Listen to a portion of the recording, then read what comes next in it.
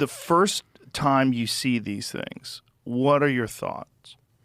Yeah, the first time really was, well, what is this, right? It's not a UFO or something mysterious at this point. It's at what we're thinking at this point we see on the radar is just, well, our radar is broken, right? These perhaps don't represent physical objects yet because we hadn't, visually seen these or seen them on our camera yet. And so, we kind of like, hey, what's going on here? Is anyone else seeing this kind of thing? But not really like investigating it, right? It's just kind of like, all right, there's stuff out there, but maybe next time we'll take a look. But the way our systems work, when we have all these contacts on our radar, and if we kind of just select one out with our little cursor there, all our sensors go to it. Our FLIR goes to it, which is our camera system. All our weapons, they have like their own little eyes in some sense, and they all look in that direction. And so eventually, someone had one of these selected and flew close enough so that as they look at their FLIR system, their camera, they could see something that was at the spot represented on the radar, right? So there was something there. So they were seeing it visually with their own eyes? Not at this point, just on the FLIR system. The FLIR system. And so it's a regular camera and also an infrared camera. And so typically we'll roll around in infrared just because it returns a better image, typically. So yeah, it didn't look like an object they were seeing on the FLIR. It just looked like a source of IR energy in a sense, almost as if someone was shining a flashlight. But something had to be there to be reflecting that energy or creating it. So at this point, to answer your question, now we're like, okay, this isn't just an error in our radar. This is perhaps, we're thinking this is real. We have to really respect this as like a safety hazard now. Even if it's just a small,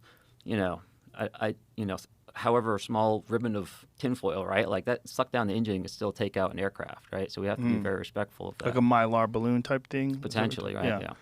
But how fast are these things going? So sometimes stationary, right?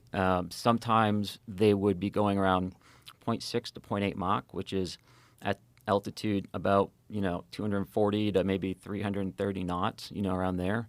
So somewhere in the range of an airplane. Yeah, a fighter aircraft would be kind of flying around at those airspeeds, except sometimes they would be perfectly stationary as well. Right. So it's not exhibiting any sort of patterns that you've recognized in the past? No, they have actually. So, although but with the stationary, no, right? Correct. With the stationary, no. With the meandering kind of flight path, no. But I would also see them essentially fly what we call a racetrack pattern.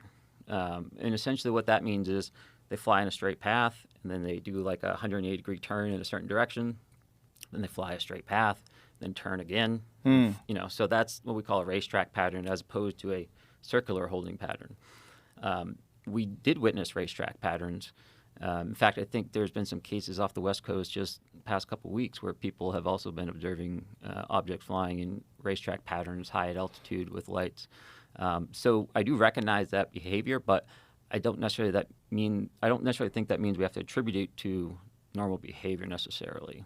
That type of flight path is important because it's a very efficient way to fly, right? If you have to maintain the position in a certain area, you want to minimize how much you're turning. Because anytime you're turning in an aircraft, you're using more energy than if you were just flying straight and level. And so by having a racetrack pattern, it's an efficient way of holding in a position by maximizing straight and level time and minimizing your turn time. And how long would these things stay up there for?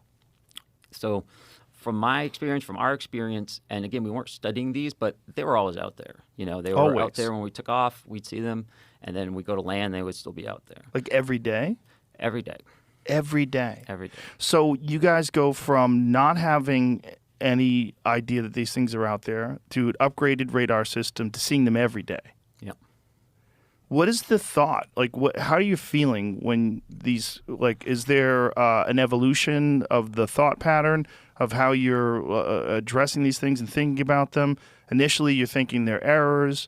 When do you start getting a thought that, what the fuck is this thing? Yeah.